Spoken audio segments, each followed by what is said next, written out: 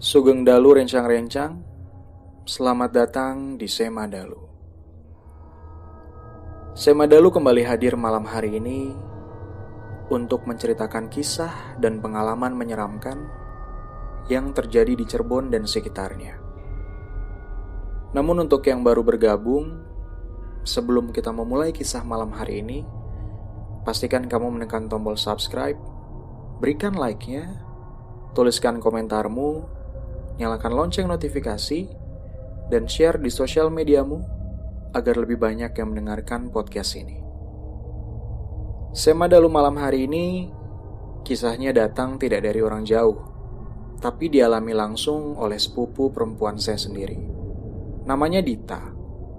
Dan kisah ini dialami Dita ketika dia masih usia SD, sekitar akhir tahun 90-an. Saat itu saya dan Dita masih tinggal serumah. Kami tinggal di salah satu rumah yang ada di daerah Keraton di Cirebon. Bagi yang belum tahu, di Cirebon sendiri ada 4 keraton, yaitu Keraton Kasepuhan yang paling besar, Keraton Kanoman, Keraton Kacirebonan, dan juga Keraton Kaprabonan. Dan rumah kami berada di area salah satu keraton tersebut. Seperti yang kita tahu, keraton masih kental dengan cerita-cerita mistis dan klinik. Ada beberapa area keraton juga yang sudah pasti tidak bisa dikunjungi sembarangan. Namun yang menjadi perhatian saya sejak kecil adalah satu area di keraton dekat tempat tinggal saya itu yang disebut dengan Kebon Jimat. Kebon Jimat ini adalah sebuah area di keraton yang ditumbuhi oleh tanaman-tanaman besar, membuatnya menjadi terlihat sangat rimbun seperti hutan kecil di area keraton tersebut. Sejak kecil, orang tua kami selalu mengingatkan untuk tidak bermain di area Kebon Jimat. Karena selain kental dengan nuansa mistis, kondisi Kebon Jimat juga yang masih nampak seperti hutan menjadi tempat tinggal hewan-hewan liar seperti ular dan lain-lain, sehingga rasanya cukup berbahaya untuk bermain di sana. Namun seperti yang kita tahu, anak-anak dengan rasa penasarannya pasti selalu bertanya-tanya dan tertarik untuk main di sana. Beberapa anak yang berani memutuskan untuk diam-diam memasuki area tersebut dan bermain di sana. Salah satunya Dita dan sahabat perempuannya. Saat itu Dita dan sahabatnya itu bermain di area Kebon Jimat tanpa sepengetahuan orang rumah sampai sekitar maghrib. Sampai akhirnya terdengar azan maghrib dari kejauhan, Dita pun memutuskan untuk pulang ke rumah bersama temannya itu yang kebetulan memang tetangga kami. Tidak ada sesuatu yang terjadi sampai malam harinya. Namun Dita tetap menyimpan rahasia bahwa ia baru saja bermain di Kebon Jimat.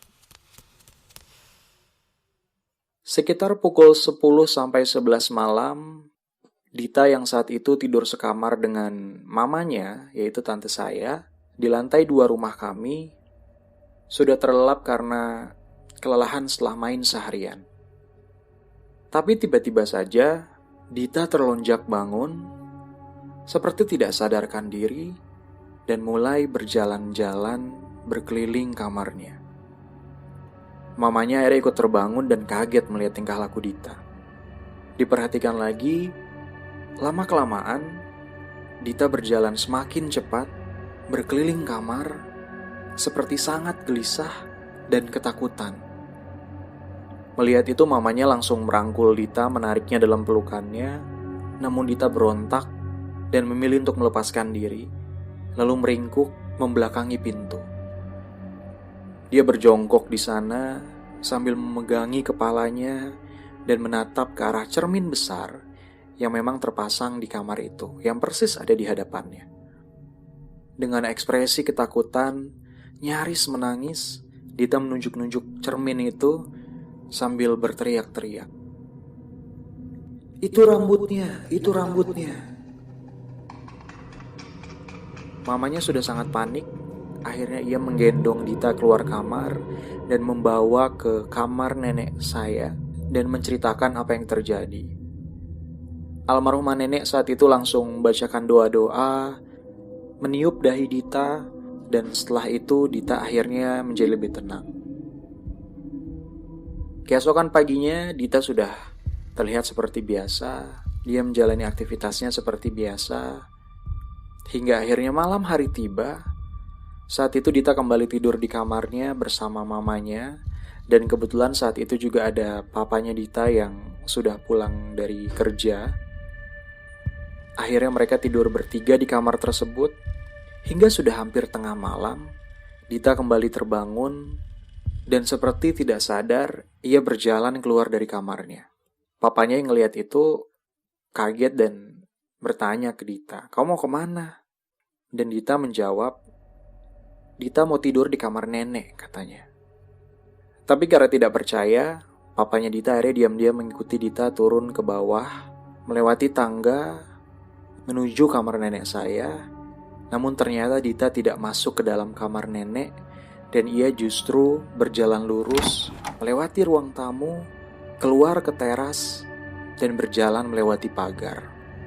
Melihat itu om saya langsung menarik Dita masuk kembali ke dalam rumah, dan keesokan paginya Dita diajak menemui kakak nenek saya, lalu beliau membaca-bacakan doa, meminta Dita meminum air yang sudah didoakan, dan setelah itu akhirnya Dita tidak mengalami hal semacam itu lagi. Kami sekeluarga saat itu sempat heran, sebenarnya apa yang terjadi sama Dita? Apa yang membuat Dita bertingkah aneh seperti itu? Menurut kakek kami itu, ternyata ada sosok yang mengikuti Dita dari kebun jimat. Karena memang setelah itu Dita menceritakan bahwa sore hari itu ia bermain bersama sahabatnya di kebun jimat.